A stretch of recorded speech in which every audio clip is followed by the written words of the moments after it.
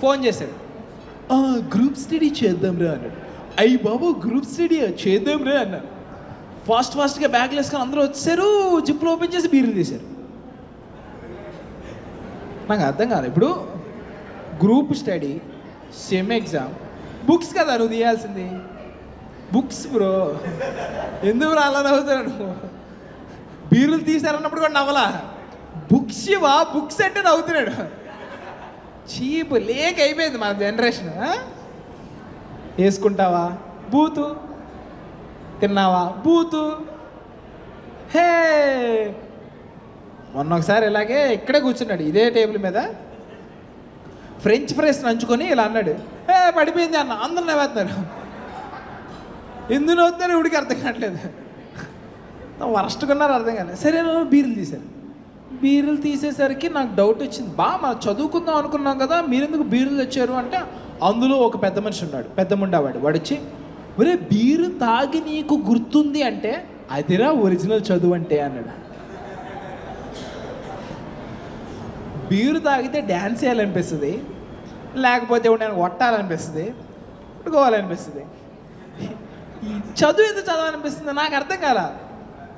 సరే ఫుల్ చదువుకున్నాం, మొత్తం ఒక్కొక్కడు 4 బీర్లు తాగారు.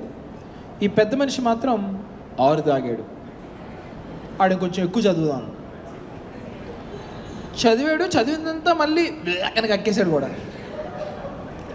రెండో రోజు ఎగ్జామ్ రాసాం అందరం, పక్కా ఫెయిల్. నేను క్వశ్చన్ పేపర్ చూస్తుంటే అరే ఇది ఈ సబ్జెక్ట్ కాదు కదా నేను చదువుకుంది. నాకు అక్కడే డౌట్ వచ్చింది. అసలు వాడేదో వాడి దగ్గర ఉన్న మెటీరియల్ తీసుకొచ్చాడు, నేను తెలియపప్పనంటే నాకు ఎన్ని సబ్జెక్టులు ఉన్నాయో కూడా తెలియదు. అరే మొత్తం 5 యూనిట్లు రా కంప్లీట్ చేసేద్దాం అన్నాడు. 1 యూనిట్ కంప్లీట్ అవ్వాలా. బట్ ఆ ఎగ్జామ్ రాసాం, ఏదో పాస్ అవుతాం అనే హోప్ లేదు నాకు. పెద్ద ముండవాడు వచ్చాడు, ఏరా బాగా ఎలా రాసావు అన్నాడు. దాని అర్థం ఏంటి, బాగా రాసావా, బాగా రాయలేదు, ఎందుకంటే టాపర్ కూడా అంటాడు. టాపర్స్ అంతా దొంగ ఎక్కడా ఉండరు. ఏరా ఎలా రాసావురా అంటే, టఫ్ ఉంది ఈ పేపరు, బట్ వీడు ఎలా ఫీల్ అవుతాడంటే అప్పుడే ఇండియా మ్యాచ్ ఆడేసి ప్లేయర్స్తో అడుగుతారు కదా, సార్ ఎలా మ్యాచ్ ఆడదా, yeah they play tough but we you know overcome that, అది ఇలా టఫ్ ఉంది పేపరు. బట్ యా రాసా.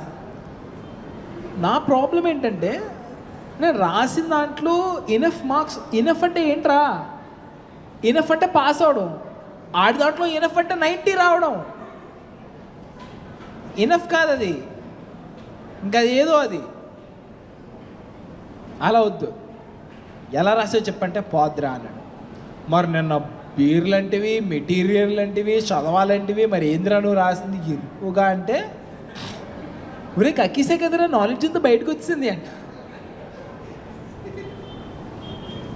వీళ్ళతో అవ్వట్లేదని చెప్పి నేను ఒంటరిగా ప్రిపేర్ అవుదామని స్టార్ట్ చేశాను.